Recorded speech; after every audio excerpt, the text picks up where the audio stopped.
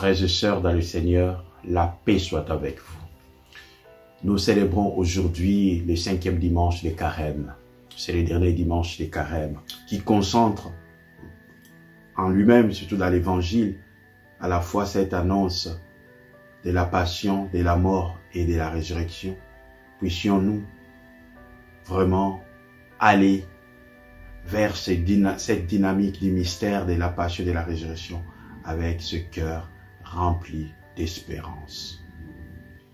Et dans la première lecture, il dit « Voici le jour, oracle du Seigneur, où je conclurai avec la maison d'Israël et avec la maison de Juda une alliance nouvelle. » Plus loin, le prophète dit « Mais voici quelle sera l'alliance que je conclurai avec la maison d'Israël quand ces jours-là seront passés, oracle du Seigneur. Je mettrai ma loi au plus profond d'eux-mêmes. Je l'inscrirai sur leur cœur. Je serai leur Dieu et ils seront mon peuple. » Et cet oracle du prophète Jérémie donne à la fois, je dirais, cet élan d'espérance en disant, on a un Dieu qui marche avec nous. On a un Dieu qui poursuit son peuple par son amour à travers cette alliance. Cette alliance sera gravée dans nos cœurs. Alliance d'amour, pas alliance de formalité, mais alliance d'amour. Et cette alliance n'est possible qu'à travers l'offrande, l'obéissance du Christ, Fils de Dieu qui vient pour sauver l'humanité.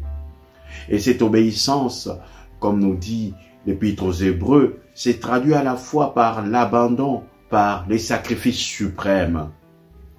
Le Christ, pendant les jours de sa vie dans la chair, offrit avec un grand cri et dans les larmes les prières et des supplications à Dieu qui pouvait le sauver de la mort. Et il fut exaucé en raison de son grand respect. Bien qu'il soit le Fils, il a pris par ses souffrances l'obéissance et conduit à sa perfection. Il est devenu pour tous ceux qui lui obéissent la cause du salut éternel. L'obéissance du Fils qui nous ouvre les portes du salut éternel. C'est cela le gage même de notre vie de foi que le Seigneur nous donne. L'obéissance du Christ n'a pas été vaine. Et cela s'est traduit par la réponse de Dieu à cette obéissance. Le Christ qui souffre, qui meurt, glorifié pour être victorieux. Oui, la glorification à travers la mort.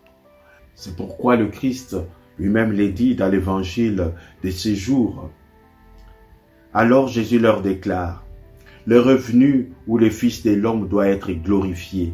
Amen, amen, je vous l'ai dit. Si les grains de blé tombés en terre ne meurent pas, ils restent seuls. Mais s'ils meurent, ils portent beaucoup de fruits. »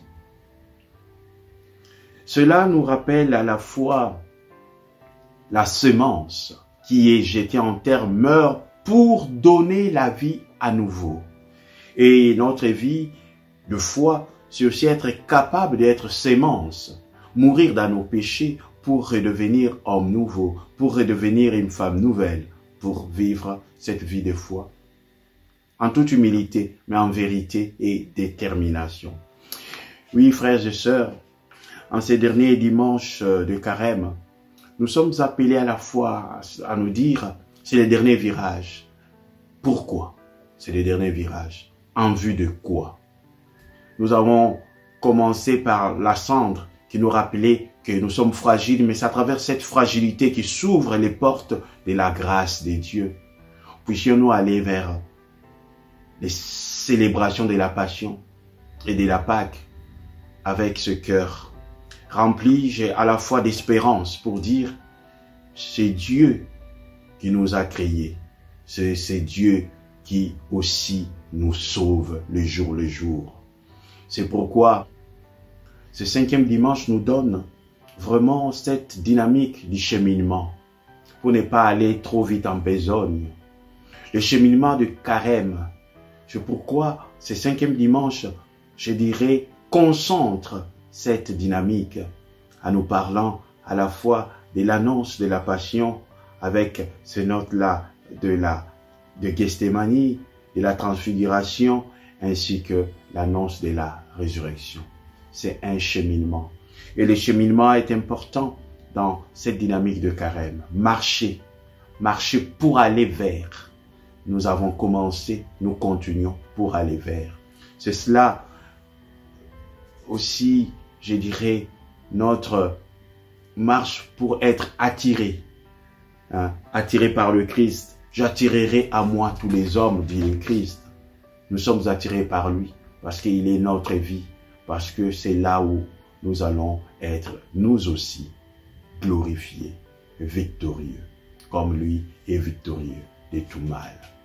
Oui, la mort du Christ sur la croix et les triomphes, je dirais, sur le mal, sur la mort.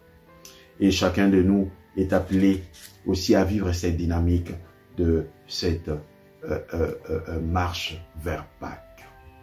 Et plus loin, il rajoute encore, si quelqu'un veut me servir, qu'il me suive, et là où moi je suis, là aussi sera mon serviteur. Si quelqu'un me sert, mon Père l'honorera. Voilà ce que Jésus nous dit. Le suivre, être des disciples, être en marche. Et Jésus dit, maintenant mon âme est bouleversée. Que vais-je dire? Père, sauve-moi de cette heure. Mais non, c'est pour cela que je suis parvenu à cette heure-ci. Quand le Christ dit, mon âme est bouleversée, cela nous renvoie aussi à la nuit sombre de Gethsémani. C'est déjà une projection. Son âme est bouleversée. Jésus a-t-il peur? Jésus veut renoncer? Non.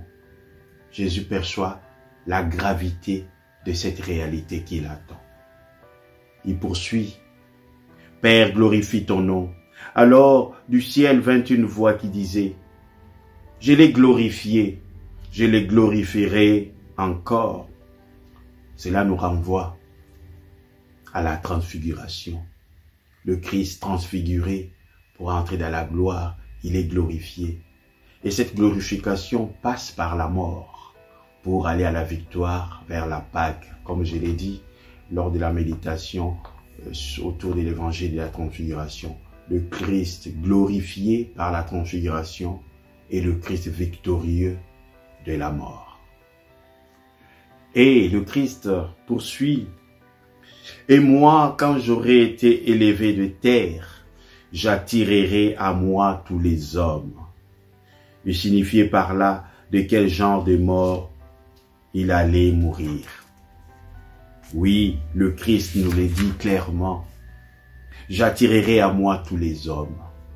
C'est le but pour lequel le Christ est venu sur la terre. Attirer à lui tous les hommes, c'est-à-dire les sauver. Nous sauver.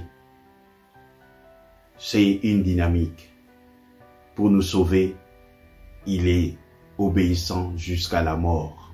Cette obéissance de Dieu qui meurt pour nous a été récompensée par la résurrection.